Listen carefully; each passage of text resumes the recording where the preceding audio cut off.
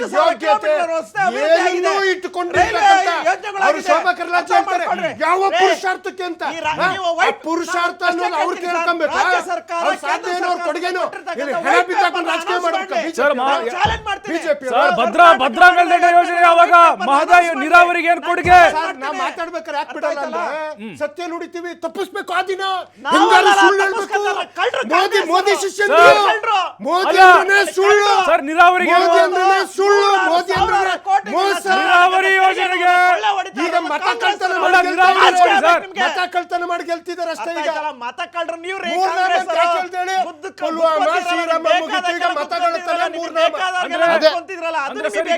Sir ಈಗ ನೋಡಿ ಗ್ಯಾರಂಟಿನ ಕರ್ನಾಟಕ ಸರ್ಕಾರ ಹಾಗಾದ್ರೆ ಬಂದ್ ಮಾಡುತ್ತಾ ಈಗ ಭಯಕ್ಕೆ? ಹಾಗಾದ್ರೆ ಸರ್ ಅವರೇ ಈಗ ಎಂ.ಬಿ. ಪಾಟೀಲ್ ಏನ್ ಹೇಳಿದ್ರು ಸರ್, ಯಾರ್ಯಾರ ಸಾಧ್ಯ ಆಗುತ್ತೆ ಎಲ್ಲರೂ ಬಿಟ್ಬಿಡ್ರಪ್ಪ, ನಮ್ ಕೈಲಿ ಆಗ್ತಾ ಇಲ್ಲ ಅಂತ ಹೇಳ್ತಾ ಇರ್ತಕ್ಕಂಥದ್ದು ಕಾಂಗ್ರೆಸ್ಸಿನ ಡಿ.ಕೆ. ಶಿವಕುಮಾರ್ ಅವರು ಇಟ್ಕೊಳಕ್ ಆಗ್ತಿಲ್ಲ ಸರ್ ಜೋಬಲ್ಲಿ. ನಡ್ಸಕ್ ಆಗ್ತಾ ಇಲ್ಲ ನಿಮ್ಮ ನೇರವಾಗಿ ಪಂಚರ್ ಆಗಿದೆ ಅಂತಂದ್ರು ಸರ್.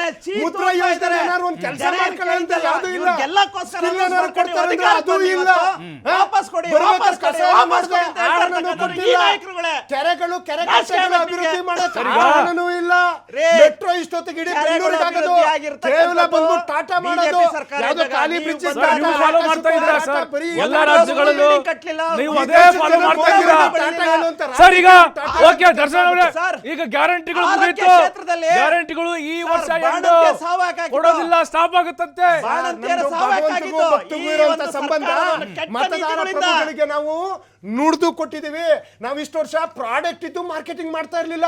ಮೋದಿ ಪ್ರಾಡಕ್ಟೇ ಇಲ್ಲ, ಕರ್ನಾಟಕ ರಾಜ್ಯ ಮಾರಾಟ ಮಾಡಿಬಿಡ್ತಾರೆ ಕಾಂಗ್ರೆಸ್ನವರು. ಗುಜರಾತಿಗಳಲ್ಲ ಸರ್, ನಾವು ಗುಜರಾತಿಗಳಲ್ಲ. ವಿಧಾನಸೌಧ ಹಣ ಇಡ್ತಾರೆ ಇವರು ಟೌನ್ ಹಾಲು ಮತ್ತೆ ಯಾವ್ದು ಟೌನ್ ಹಾಲು ಕೇರ್ ಮಾರ್ಕೆಟ್ ಎಲ್ಲ ಹಣ ಇಟ್ಟವ್ರು ಇವರು ಗುಜರಾತಿಗಳು ಗುಜ್ಜುಗಳು.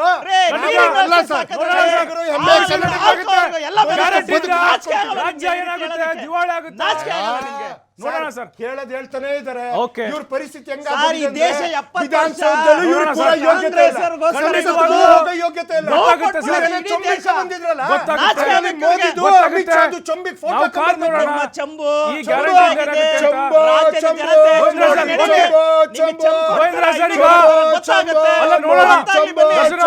ದರ್ಶನ್ ಅವರೇ ಕಾದ್ ನೋಡೋಣ. ಥ್ಯಾಂಕ್ ಯು ನಿಮಗೆ, ಥ್ಯಾಂಕ್ ಯು ಗುರೇನ್ ಸರ್, ನಿಮಗೂ ಕೂಡ ಥ್ಯಾಂಕ್ ಯು. ಕೇಶವ್ ಸರ್ ನಿಮಗೂ ಕೂಡ ಡಿಬೇಟ್ ಅಲ್ಲಿ ಭಾಗಿಯಾಗಿದ್ದಕ್ಕೆ.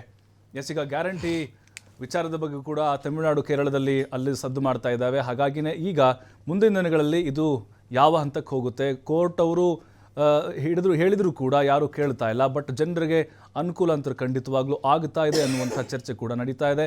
ಹಸಿದವ್ರಿಗೆ ಅನ್ನ ಕೊಡ್ತಾ ಇದ್ದೀವಿ, ಜೊತೆಗೆ ಮಹಿಳೆಯರಿಗೆ ಅನುಕೂಲ ಆಗ್ತಾ ಇದೆ, ಎಷ್ಟೋ ಜನ ಬದುಕನ್ನು ಕಟ್ಕೊಂಡಿದ್ದಾರೆ, ಜೀವನ ರೂಪಿಸ್ಕೊಂಡಿದ್ದಾರೆ ಅನ್ನುವಂಥ ವಾದ ಕಾಂಗ್ರೆಸ್ನವ್ರದ್ದಾಗಿದೆ. ಹಾಗಾಗಿ ಮುಂದಿನ ದಿನಗಳಲ್ಲಿ ಆರ್ಥಿಕತೆಗೆ ಪೆಟ್ಟಾಗದಂತೆ ಅದನ್ನು ಸರಿದೂಗಿಸುವಂಥ ಒಂದು ಜವಾಬ್ದಾರಿ ಸರ್ಕಾರದ ಮೇಲಿದೆ ಅನ್ನುವಂಥದ್ದು ಕೂಡ ಅಷ್ಟೇ ಸತ್ಯ. ಇದೇ ಹೊತ್ತಿನ ಡಿಬೇಟ್ ನೋಡ್ತಾರೆ TV5 ಇದು ವಾಸ್ತವ.